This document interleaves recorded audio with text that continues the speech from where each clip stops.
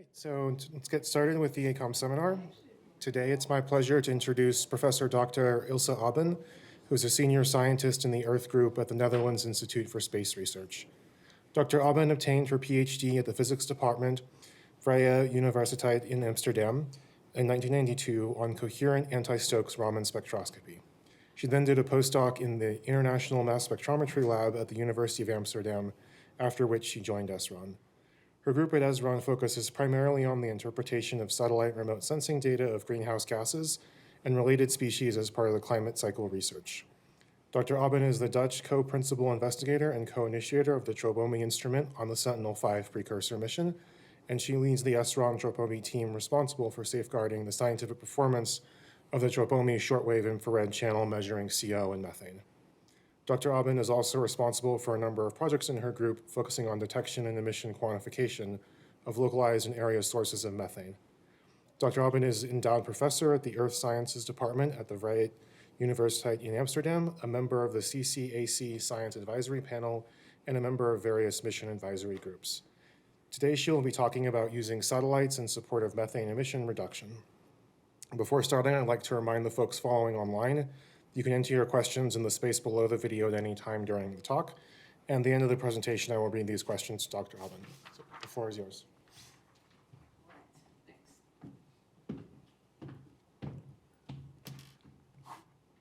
Right, put my timer here. Okay, perfect. So thanks, and thanks for having me, also hosting me for this week here at NCAR, and I'm happy to be here and be able to talk to people. It's been a pleasure so far, so I'm looking for the rest of the week. All right, so as mentioned, I'm going to talk about using satellites in support of methane emission reduction, but I added a small additional title and a few more TROPOMI-related topics. I'll also be talking about CO. Being here in Moppet Home, I could not leave without at least addressing a few of our projects. But methane is the largest part of our research in my group at SRON. But obviously we're not doing, so I'm here on behalf, I'll present the work of my team and also of our collaborations worldwide. All right, first a few words about TROPOMI. So TROPOMI is a satellite instrument on ESA's Sentinel-5 precursor mission. There's actually only one instrument on the mission, that's TROPOMI. And as mentioned, TROPOMI is a initiative that we took in the Netherlands, but that we realized together with ESA. And it's basically the successor of earlier Dutch initiatives like Skiamaki, but most importantly, I would say OMI, because also TROPOMI is what we call a push-broom spectrometer, and in a minute I'll explain what that is for those who don't know yet.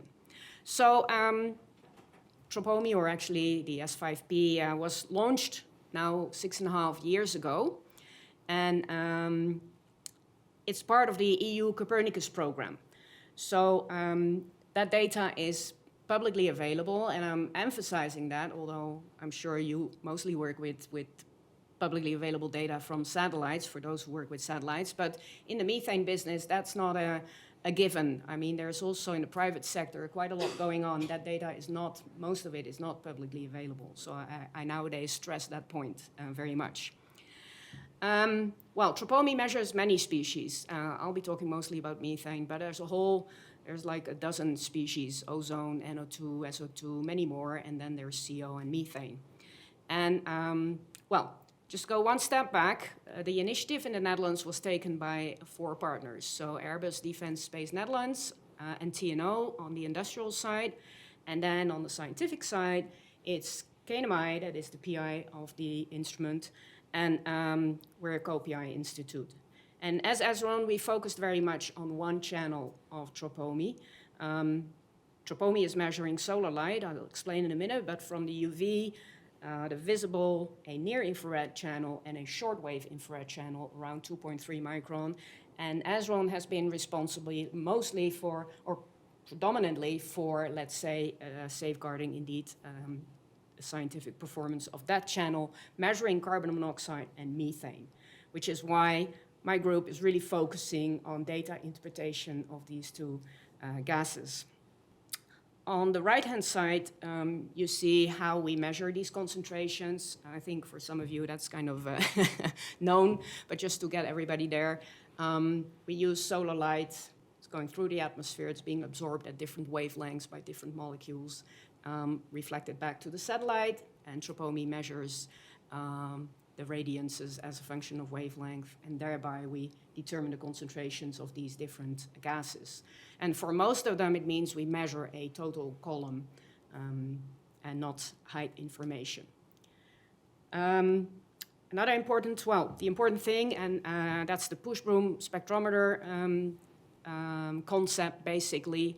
It measures simultaneously a strip from east to west of 2,600 kilometers, in which we do a few hundred observations simultaneously in 1 second. So in this way, we get basically daily global coverage, because we have 14 of those orbits a day, while individual observations look at an area of only 5.5 by 7 kilometers in the nadir. Towards the edges, towards the swap edges, it becomes bigger. But so in nadir, exact nadir, it's 5.5 by 7 for the shortwave infrared channel, CO and methane. For NO2, for example, it's 5.5 by 3.5 kilometers. So we usually say at city scale. All right, I said I spent a few slides on carbon monoxide because I think it's also, in addition to the methane, it's really also a very powerful tool to measure carbon monoxide. This is already an old study in a way. Just wanted to say that we have a few people, well, actually two, working on fires, and CO obviously is a very good indicator and precursor of what happens during fires. And I'll start this video here. This is looking at the Australian Black Summer fires. So this was in their summer of 2019-2020, so our winter 2019-2020, summer starting in November. On the right-hand side, you see what is happening during that very different event, because there are fires in Australia, but usually not in the southeast. And you'll see, I'm showing you here CO. Each time you see this image is another day, and the dark red is very high values of CO. So you see in the southeast of Australia, CO coming from fires, which normally at the left side on the video is the same day, a year earlier. You're not seeing any fires there. So it really was extraordinary in terms of many, many things, particularly it being an extreme fire, but secondly also where it was taking place. So what Ivar did here, and it's getting worse and worse here on the video, is use these CO observations to actually estimate the CO emissions, and then also translate that in terms of how much CO2 was emitted. So on the left lower side, you see sort of the grid that he used in his inversions to estimate the emissions in these 21 grid cells every day again. And then for this 3 months periods, because it started sort of in November, end of November, December, January. It was a 3-month period that these fires were raging there in Australia. And so for these inversions, it also starts with an emission inventory of these fires. Now there's various emission inventories around. And what's shown in these histograms on the right-hand side is actually expressed in terms of teragrams of CO2, but that's not the point. You can just scale that back to linearly to CO. You see these 5 bars. These are the different emission inventories. So if you look at the largest and the smallest, is actually a factor 4 difference. So that they widely deviate, right? And most of them use satellite data, not CO, but burned area or fire radiative power, etc. So there's a wide estimate here, wide range of estimate. Using the TROPOMI CO data, we actually were able to, on the right-hand side, you see the histograms starting with the different a priori estimates from the emission inventories. Using the TROPOMI CO, we actually get a much more consistent picture regardless of what prior information we start with. The CO emissions are quite a bit higher than we expected, but also consistent across the board. And what was interesting is that we also then translated that in terms of CO2 emissions using emission factor ratios from actual measurements on the ground for these type of eucalyptus fires, and then translate that to CO2 emissions. And then the number that comes out is actually 2 times higher. So the amount of CO2 emitted, as estimated in this way, for these three months is 2 times higher than what is the CO2 emissions in Australia for fossil fuel burning during a whole year. So that was sort of the angle we gave this. But I want to show that it's really a very powerful tool to say something about emissions from fires looking at CO. All right, then another topic that we're currently looking at, so this is work by, so the work I just showed was from Ivar van der Velde, a postdoc at the time in my group, now part of the staff. This is work by a PhD student, Gijs Leguit. He looked before at, I'm mentioning it because of the Africa workshop, he looked at urban emissions, CO urban emissions in 50 African cities. Now he started to look at CO emissions from steel industry. So steel plants are the biggest point sources of CO emissions. And as such, we thought it's interesting to look at that. And well, I hope you can see it on the left-hand side. This here is a individual TROPOMI observation across, this is in this case Ghent, so in Belgium. They have a steel plant. And the location of the steel plant is given with this cross in the middle. And then, well, the different colors give you the concentration of CO from TROPOMI. This is a single overpass. And effectively, you see that there's a sort of a plume going from the steel plant, you know, with the wind, downwind, showing there's an emission. Okay, so what we then do is we simulate in a forward model run. We do simulations with WRF and use different METEO. We can use NSAP or ERA5, like in this case, because obviously when you try to use this type of data in an inversion, emission inversion, the METEO information is rather critical, and turns out it's also usually not so accurate, or at least, and as you can see, and these 4 boxes, actually what they do is we have different boundary layer schemes in WRF, so they model things slightly different. We use that in these inversions to find out which is the one that best mimics this specific observation, right? And what you see is that already the METEO, the effect of the METEO is big because the plumes look very different if you use ERA5 or the ones in the upper row, NSAP. So what we do is for each of those days, we use these 2 METEO realizations for that particular moment in time, and we use these 4 boundary layer schemes to mimic what is happening with TROPOMI, and we choose the one that does best and in the emission inversion. And that turns out to be this one in this particular case. We do that each day in this way, and then we run that for a whole year and estimate the annual emissions basically from the steel plant. What we then get, so what we did, I forgot to mention that, we actually did this for 21 steel plants in Europe. And we chose to start with Europe because we need to report these emissions from steel plants at facility level.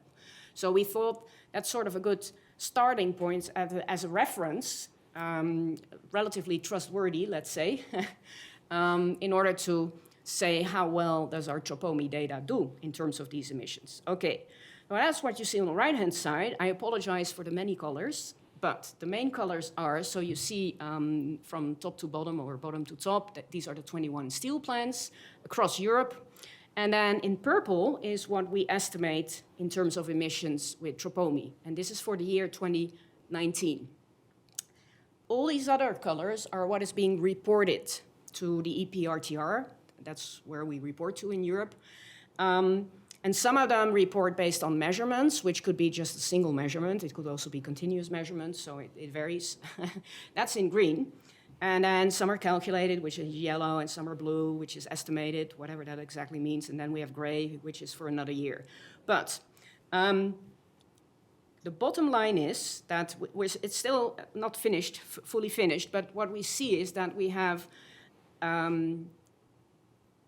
well, as it says, it's for 8 of the 21, we are within the uncertainties that we estimate on our TROPOMI data, comparing with the reported values. And then for 10, we are within 20%. And then there are some deviations. And I just want to highlight a couple of deviations which are interesting and amongst the biggest deviations. So that's actually here. That's the Ghent case, which we were just talking about. Then, I have to read it myself, Guyon, which is the next one. I think that's also in Belgium, actually, but I'm not sure. And then this one in Ostrava. Because we see that we actually, with TROPOMI, we estimate much lower values. I'm sort of used to, normally we see with the satellites much higher values, but here we actually have lower values, which is a nice... And so what we did, we actually looked at that in a little bit more detail. And actually not only looked for 2019, but also for 2020, because we noticed that for some of them, the green, which is the reported stuff, is very different in 2 consecutive years, which is not trivial. But particularly for the ones that deviate with TROPOMI quite a bit, you see here in Ghent, the reported values are quite a bit lower in the next year. And then when we do the inversion for 2020, we see that that value for 2020 is actually more consistent with what we measure also in 2019. So it sort of hints at that maybe the reported values are a little bit too high in 2019. And actually quite similar for Guyon here. So, well, not going to go through all of them, but I think, again, this is work in progress, but I think this is looking quite interesting and also shows that we can do a nice job on, I think, on estimating CO emissions from steel plants. All right, that was it for CO. But, and now on to the main topic of the presentation, looking at methane. And I'm sure most of this is familiar to you, but just to make sure that we all know what this is about. Obviously, methane is the second most important anthropogenic greenhouse gas after CO2, responsible for about 1/3 of the global warming. And on a kilogram basis, it's a stronger greenhouse gas, much stronger greenhouse gas than CO2. But its lifetime is actually a lot shorter in the atmosphere, so about a decade. In addition, it has been shown that in order to reduce emissions, 25% can be reduced at no net cost. And 55% is technically feasible. So this is quite different from CO2.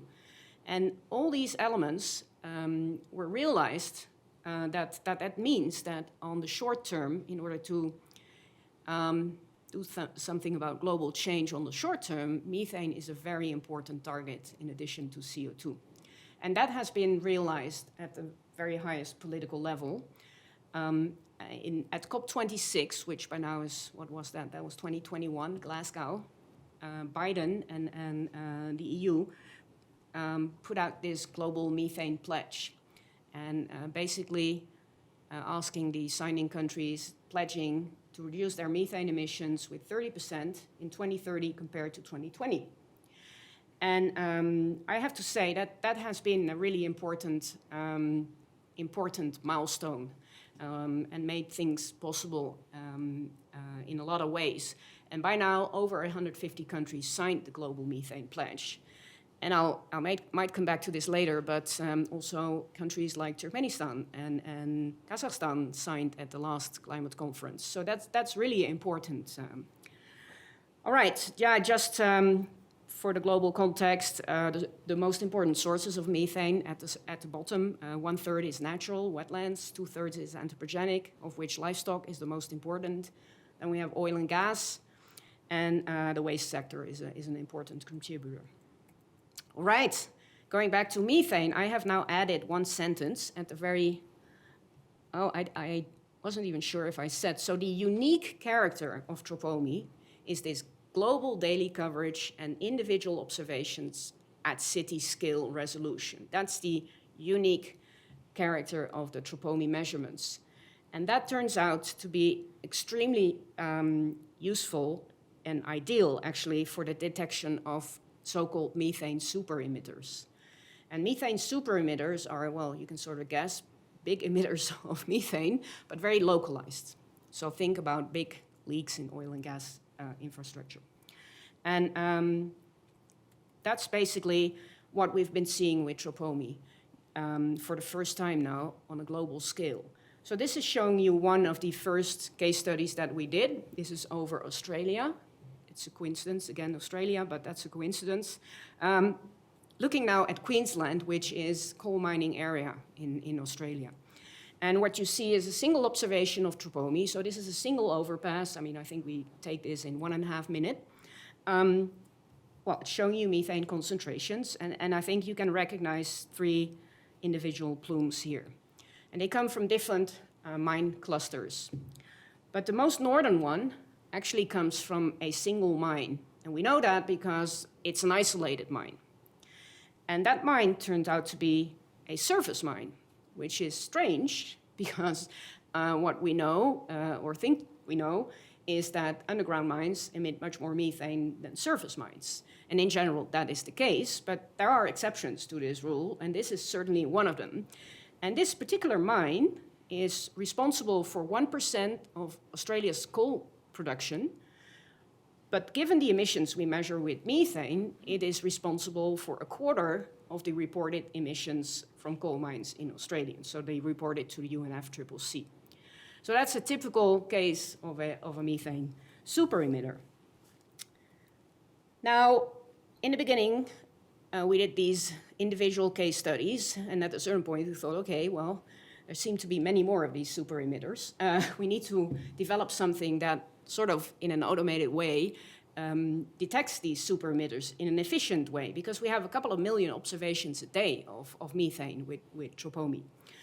So this is work by Berend Schuit, another PhD student, where he developed this machine learning technique to detect methane plumes or plumes.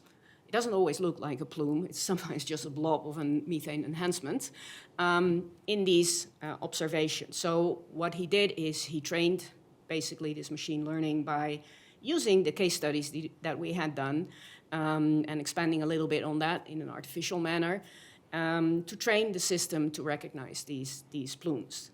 And well, the result of as part of the paper that was published last year, he basically also put out this map. He looked specifically at the year 2021, but you can do this for any of the years or any moment in time.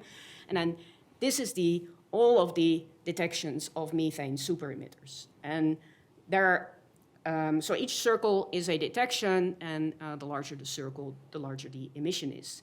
And here in Australia, this is the location that we just looked at with the case study.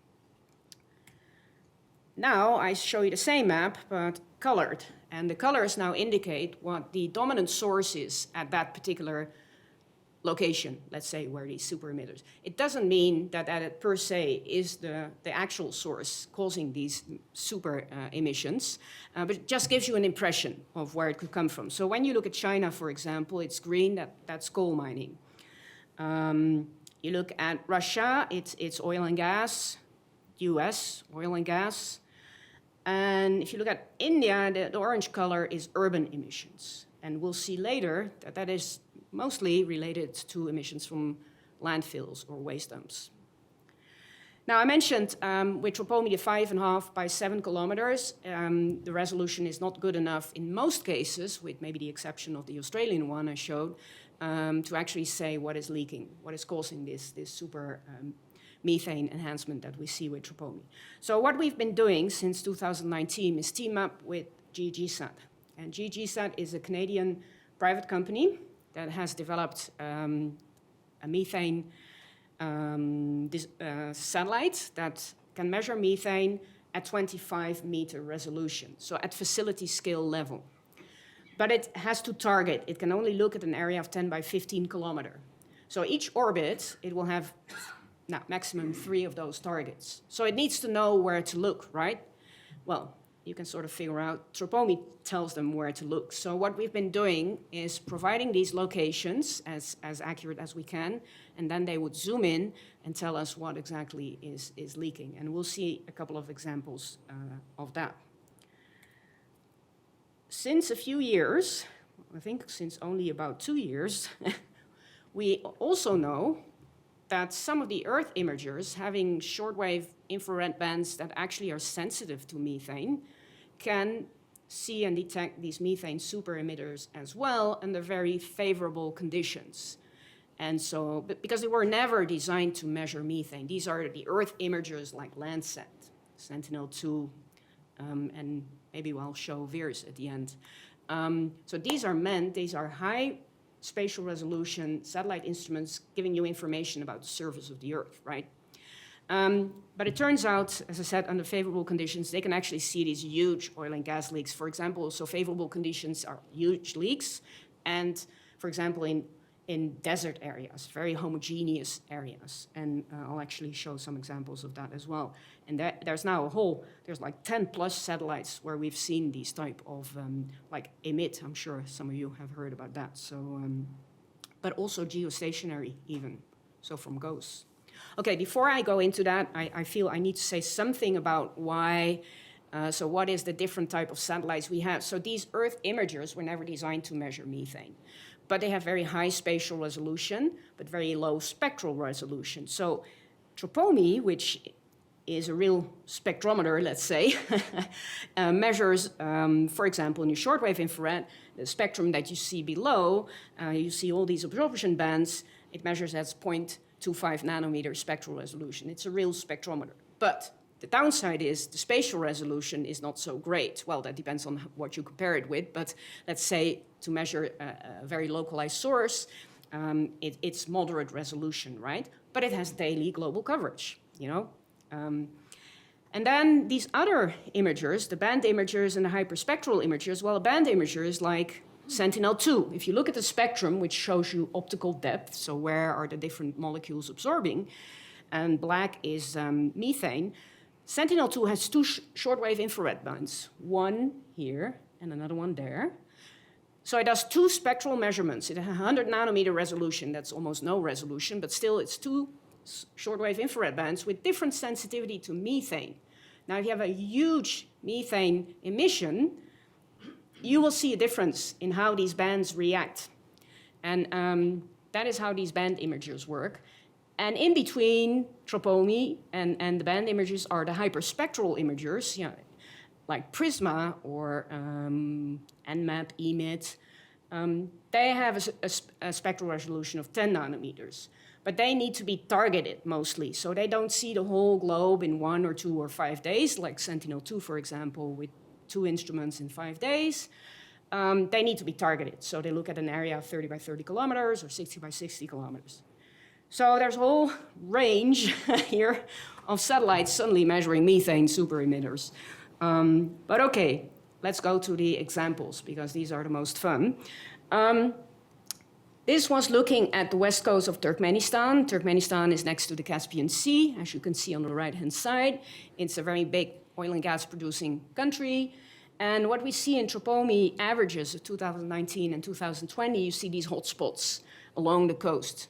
If you look carefully, there's like six of them. If you then zoom in, and this is work that we did with University of Valencia, and they zoomed in with PRISMA, Sentinel-2, and Landsat. But this is showing you an example of PRISMA, where here in the north you see 2 different plumes when zooming in. And turns out that one of them is actually coming from a flare installation, not burning. In this study, we show that underneath these 6 hotspots, there's 29 sources, different sources of methane that are seen to be emitting, out of which 24 are not burning flare installations. So the methane and other gases, but mostly methane, is just pouring out. What we've been doing since then is actually use Sentinel-2, because that has global coverage in 5 days, to make time series of all of these sources. So we keep track of what is happening. And so what we typically do is we make these bar charts where here we look at 3 of those sources, but let's start with the middle one. Orange means we see flaring, because we can also easily see if something is burning with these instruments. Then if it's red, it means we see methane. And if it's green, we have a good observation, but we do not see flaring and we do not see methane above the detection limit of Sentinel-2. So this is really, we've been communicating this information to UNEP and others, communicating with, well, in whatever way, with Turkmenistan. But this is also to show you that we can really monitor these locations, right? And that's important. Should keep in mind that if we don't see anything, there might still be methane leaking, because the detection limits of these type of instruments is really very, very high or low, or, well, they need a lot of methane to be able to see something, right? Okay. Yeah, okay. Now I want to go to observations that we did with GEG-SAT and start with Buenos Aires here, looking at different sources, which are a bit more challenging to look at. And so on the left-hand side, you see, again, a single overpass of TROPOMI over the area of Buenos Aires. Buenos Aires is here in the middle. We also put our source in the middle. And then we see that downwind of Buenos Aires, so the arrows are the wind, we see enhanced methane. This is a clear methane plume. Now, if you average methane TROPOMI over a year or 2 years, you get a blob like what you see here. Clearly, you have dominant winds in areas and so on, so just averaging is not exactly telling you necessarily where the center of, or where the source is. So what we've been doing in order to provide GEG-SAT with the best possible location to target, we've been doing this wind rotation. So for every day, we correct for the wind and orient it as if the wind, we orient the image as if the wind is blowing north. And we do that at different grid cells, blah, blah, blah. Anyway, what happens is that if you have a source, it will show a very clear signal from that location blowing north. And that is the location we then provide to GEG-SAT to target on. And then what they saw is what you see on the right-hand side. So that's the GEG-SAT observation are the plumes, so the purple, pinkish thing. And then it's projected on top of an image of the area, right? And that's what you're seeing underneath is Buenos Aires city center. And where the plumes are coming from is the landfill in the middle of the city center. And the landfill, actually, the largest emissions are coming from the, what we call open landfill. That's the active landfill. That's where the waste is being dumped. And then next to it are closed parts of the landfill. If you look carefully, you also see this dark purple stuff. That's still some methane emission, but lower. And if you estimate the emissions here, that's actually quite large, 20 tons per hour. That's almost 10% of methane emissions that we see in the Permian Basin. So the Permian Basin being the largest oil-producing area of the United States, it's like, what, 400 square kilometers? This thing here in the city center is doing almost 10% of that. So that's quite impressive. Now, this is work done by Bram Maasakkers in my team. And in this paper, which was published in 2022, this is the first time we actually show methane emissions from waste from space. And he did not only look at Buenos Aires, but also Lahore, Delhi, and Mumbai. And basically that was because we saw in the TROPOMI data these hotspots over these cities, right? And then they followed up. On the right-hand side, we also compare the estimates based on the GEG-SAT observations for emission, which is the light green, with the estimates Bram got doing an inversion over the cities, which is the dark green. So for example, in Buenos Aires, we see that about 50% comes from the landfill. There's a big uncertainty, so yeah. All right, I always also show something in Europe, because otherwise, we also have these super-emitters in Europe. Somewhat less, but we do have them. For example, we see this signal southeast of Madrid, always when we pass over with TROPOMI. These are individual observation, individual overpasses. And when GEG-SAT zoomed in, they actually saw two plumes, one in the north, one in the south, both from two different landfills. Then I want to say something about what is something being done with all this information, right? I mean, so what's been great is that UN has set up the International Methane Emission Observatory. And that is in support of governments and companies to reduce their methane emission as part of the pledge, the Global Methane Pledge. And one of their, well, actually their first big project is the Methane Alert Response System, MARS. And MARS is completely based on what I've just shown to you. The tip and cue with TROPOMI, tipping the high-resolution satellites to zoom in and tell us what exactly is the cause of these major methane super-emitters. And that is the component 1 here. Detect a super-emitter and attribute to the specific source. And that's also the part where we are one of the partners providing this information based on TROPOMI. And then the second component is that they will notify stakeholders. So they will inform, if they know the companies, they will inform them, and otherwise they will inform the government and tell them, okay, this is what we've seen, what is happening, what can you do about it, and please report back. Which is basically component 3, is ask those to take action.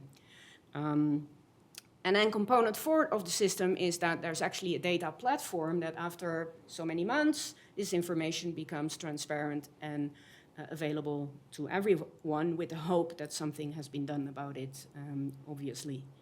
And well, the main focus in this first phase is on the oil and gas sector. It's been operational since last COP, which was 1st of December 23. We had done tests since January, and by then 127 notifications had gone out, and by now 187 notifications have gone out. So there's one success story so far.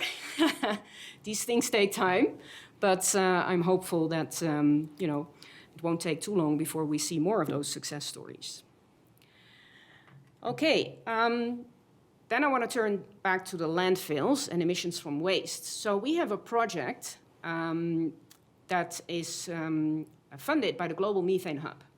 That's an NGO, and it's a project that we do together with GGSat, where we try to characterize and study and monitor landfills, and working together with NGOs and local partners to support them with their emission reductions based, or at least using, our satellite data. And what we did, as this was already at 1.5 years ago at the COP, where we showed this map on the right-hand side, which shows you orange dots, which are the TROPOMI urban hotspots that we found of methane, and that were followed up by GGSat, which are the black dots. In most of those cases, so you can, in most cases, all of the orange dots show black dots in them because they saw emissions from landfills. And then, once we obviously knew we could see emission from landfills or waste dumps from space, GGSat targeted many more of those potential locations. These are all these other black dots. By then, we had 100 plus, and showing this map at the climate conference really was meant to raise awareness about the problem. And also point out, say, well, satellites can support some of that because we see only the biggest ones, right? I have to say that where there's not a dot, it doesn't mean there is no emission from landfills. Because of the targeting of GGSat, they haven't targeted the whole Earth yet, right? So we have to be a little bit careful. But okay, that was what we did. And then in that first phase, we also started to monitor, to look at a few of those sites in more detail. This is in Casablanca, so this is the TROPOMI image. And then zooming in, you see emissions from landfills.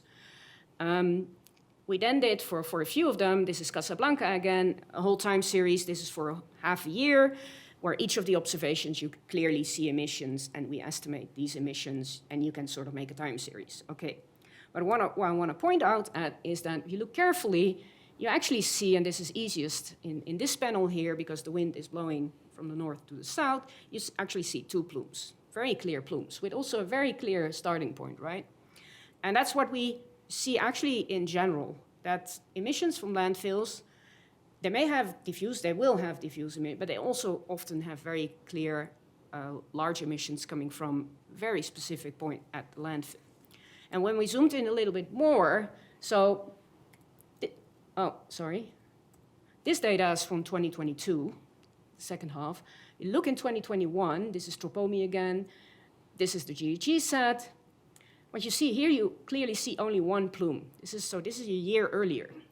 And if you look at the underlying imagery, you see that that is part of the landfill is really used. But next to it is a very clean, looks like a sandbox, let's say. Now, if you look later in time, you will see in January, well, what can I see? Yeah, you already see that they are starting to use this part of the new landfill. So they closed this one and started to use this one. And by the end of 2022, they actually have 2 additional landfills in use. And so that is sort of what I think we're seeing in, let's say, the 2022 series, that this part turned out was actually closed, still emitting a lot of methane. And this one they started to use. So the point of showing you this is that we can really pinpoint also at the landfill where emissions are coming from, and hopefully that information is useful for the people on the ground. Of course, we need to engage with them to know what is really happening. Can't determine everything looking from space, but we get some idea. So what we are now doing in the second phase of this study is actually monitor 10 sites in 10 different cities in the Global South. For 3 years, every month we do a satellite observation, and we provide this information to the local people, to the NGOs and the local people, local communities, in order to support their mitigation activities. Yeah, that's sort of.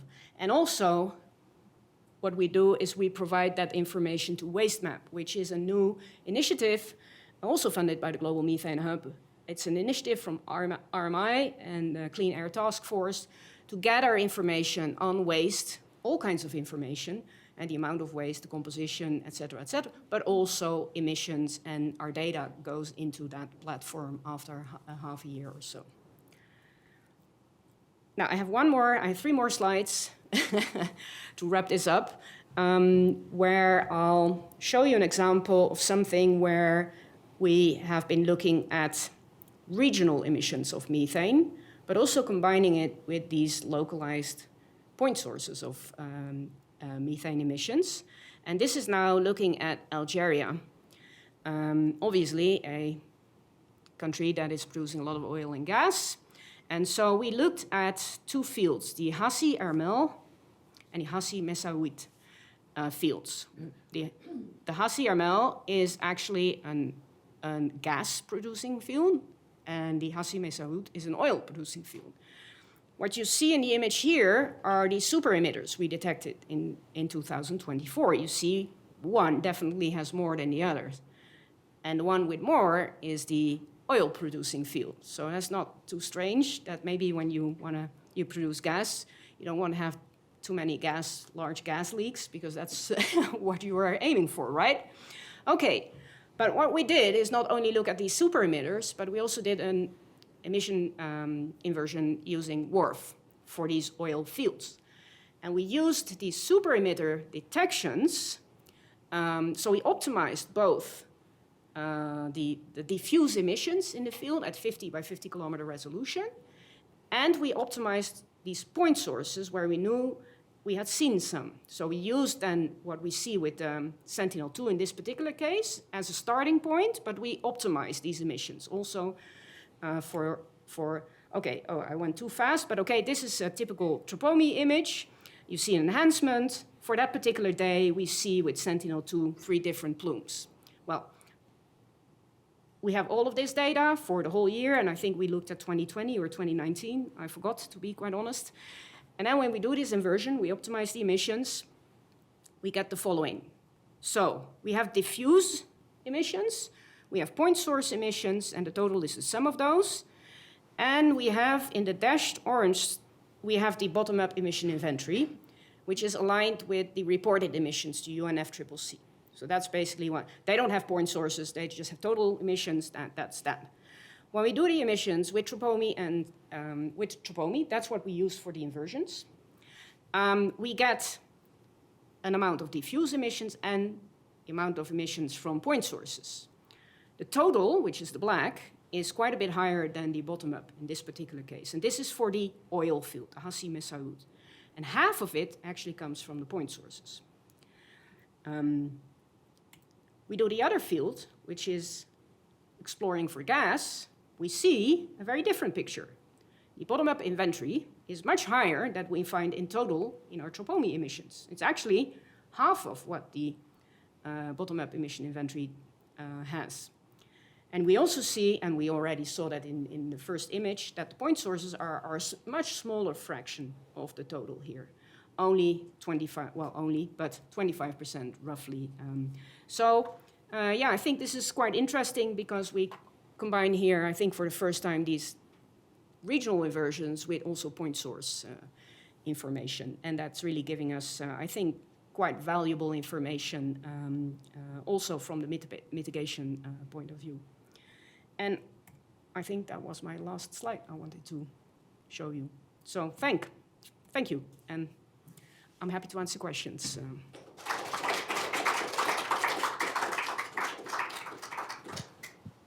Do you have any questions from the audience?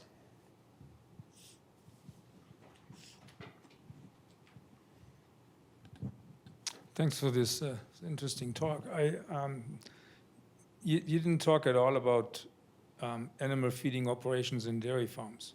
No. Is that next? Well, what we do here, so I didn't mention that, so that's good, I can say that. So we're looking here at the low-hanging fruit from the satellite perspective, because these very localized point sources, and they need to be very, very large to be enable for us to see it with TROPOMI. So that's like 8 tons per hour and up. That's really big. So from the satellite perspective, that's really low-hanging fruit because we can also very confidently recognize an enhancement in methane. For diffuse sources, for which TROPOMI is also suited, for which I showed the last example, basically, it already starts to become a little bit more complicated because we can't see something moving with the wind, right? If you have a big field, you will. Now, for the dairy, yeah, I think there's point sources at a certain scale. I don't think they will be that large that we can see them with TROPOMI. I do know that GGSat has seen some of that. The carbon mapper folks have seen with the aircrafts, of course, but that's going to much higher spatial resolution. So then you are more sensitive to smaller methane emissions. So yeah, with TROPOMI, I think this will be difficult. None of those super-emitters, well, we haven't followed up on all of them, so who knows? But we haven't really seen that. But I know GGSat has with a 25-meter resolution. I've got it, I think. Thanks, Ilse. Very nice talk. I wanted to ask, with the high-resolution images like Greenhouse Gas Sat and Sentinel-2, are you using that information? Can you get quantitative information about the methane column, or is it mainly just the location? No. And I was going to say, just to follow up, what do you think Methane Sat's going to add to it? Right. So first, GGSat, just to be clear, because I didn't make that distinction, that's not a band imager. So that's really, well, it's a bit of a complicated one, but that's really designed to measure methane. So it's a little bit different from, let's say, Sentinel-2, which is really band imager. And I've got, sorry, I forgot. Sorry? No, so I was going to say, are you able to get quantitative information no, we do. out of the column? Yes. No, we estimate emissions. I didn't really emphasize that. All of these plots show emissions. We use what we call, certainly with most of those, mass balance methods. So you basically, in the plume, you determine the delta methane, which is in the plume compared to the background, and you use, let's say, effective winds to translate that in well, tons of hours or kilograms of methane per hour, so flux rates. There are large uncertainties on these, like 30% on average for individual observations, because there's large uncertainties on the wind. This is the biggest uncertainty on the whole thing. So all of these, for GGSat, because it's really designed to measure methane, let's say the detection limits are lower, But yeah, the uncertainty really comes from wind. On the band imagers, the uncertainties are even somewhat larger. But you can, with all of these, you can use, in principle, simple mass balance techniques to estimate the emissions. And of course, you can start doing inversions. But yeah, for these high resolution measurements, you can just as well do, or at least most of us do, mass balance. And then you had another question. Oh, methane set, yeah. So yeah, methane set was launched, what was it, 6th February or something? No, not 6th February, what am I saying? Well, not so long ago. Yeah, so March, I think, yeah.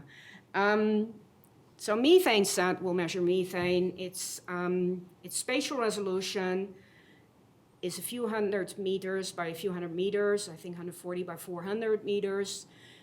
It will target locations, right? Firstly, oil and gas, some more agriculture because of the New Zealand connection, I think. And so it will be, although it will see point sources as well, it will be more oriented at really looking at, because the swath is 200 kilometers, so it looks at a 200 by 200 kilometer region, I believe.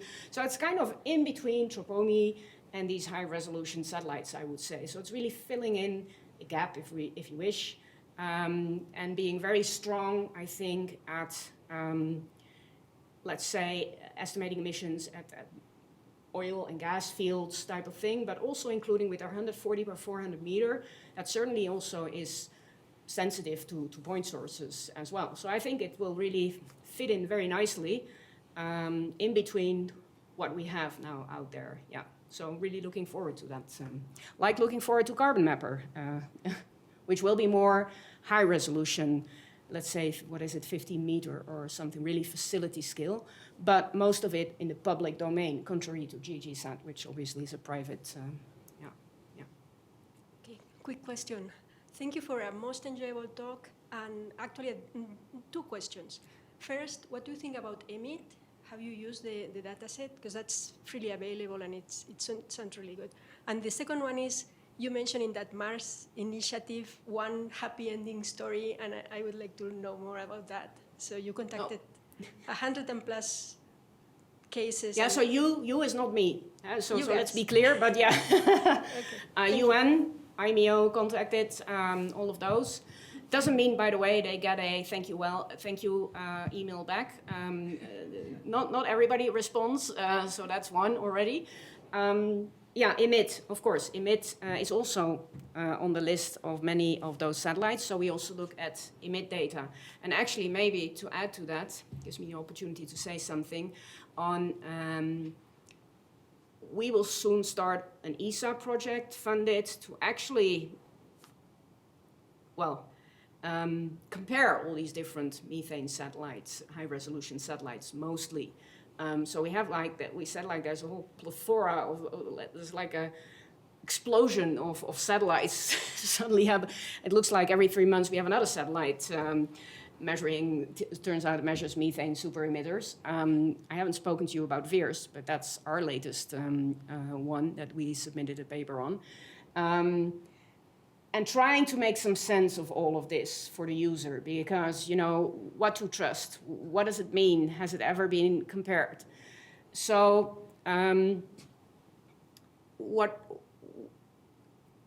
this project, we will do a comparison. It's a big team, we're leading it, we have like 7 partners that in Europe are the main players in this field, where we will be comparing, if you look at the same measurement from a satellite instrument, what do the different groups find in terms of emissions, detections, and emissions, but also one instrument compared to the next. And then what is a very important part also is that we're going to validate that. So what you have for high-resolution satellites is control releases. So not many of those have happened. So effectively, really releasing methane as a point source in order to validate the satellite observations. So not many have been done, but more need to be done. It sounds like very bad because, you know, why should we be adding? But the total you emit with these things is really low compared to what we're seeing here. So I think it's justified. And so, yeah, there's a lot, and emit is one of them that we will be looking at. But there's a whole list of 10 of them, and definitely EMIT is providing a lot of interesting observations, although it was meant and is doing a good job on dust, I'm sure, as well. And then you had a second question, which I forgot. The happy ending story. Oh, the happy ending story. Okay. That's in Argentina. And I have to be honest, I forgot because it wasn't a tip and cue. It was just a high-resolution satellite. I forgot what the exact source was, but they gave the notification, and it was, I think, within a few weeks it was resolved. So it was really, yeah. And this is the way you want these things to work, right? That's, yeah, this is why we're doing it. But I'm sure more will follow. It will just take a little bit more time in most cases. I think you somewhat answered my question already, but with the ESA study description, you mentioned the uncertainty due to winds. I'm also curious about uncertainty due to, you're talking about enhancements and mass balances, but the background methane quantification, which is also somewhat his question. Is anybody in your team focusing on background concentrations, or is it just the enhancements? Well, when you look at these localized super-emitters, you're after a localized emission of methane. So then the challenge is, as you say, or I'm not sure if you meant that, but is to say, okay, what is the difference of what I'm measuring? So where is my plume exactly? So that's always a challenge. But so you need to look at the background as well. But for these plumes, in most cases, for the high resolution satellites, you don't do anything with the background. For TROPOMI, it's a different story. Depending a little bit on if you do an inversion, well, that depends. If you do a mass balance, you just look at what's my plume and what's the background, and you look at the difference. You need to look at the difference, right? Because it's an enhancement. But once you have established what your background is and are able in that way to also do your plume mask, that's basically all you do with your background. If you do an urban emission, total emission estimate, obviously you need to look also better at your background and get that better fitted as well. But yeah, so it's always a difference with the background. So you need to look at the background in order to be able to say, what is the difference? Yeah, I'm not sure if that answered your question. Okay, good.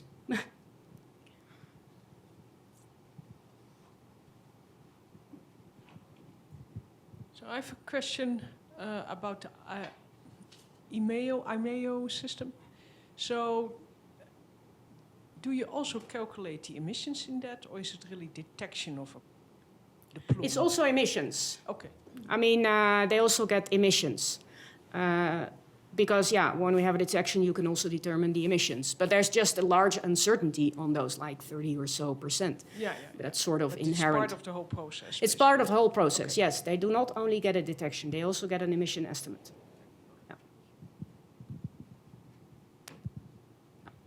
Are there any other questions from the room or online? Great. If not, let's thank Ilse again for a great talk. Yeah, you're welcome.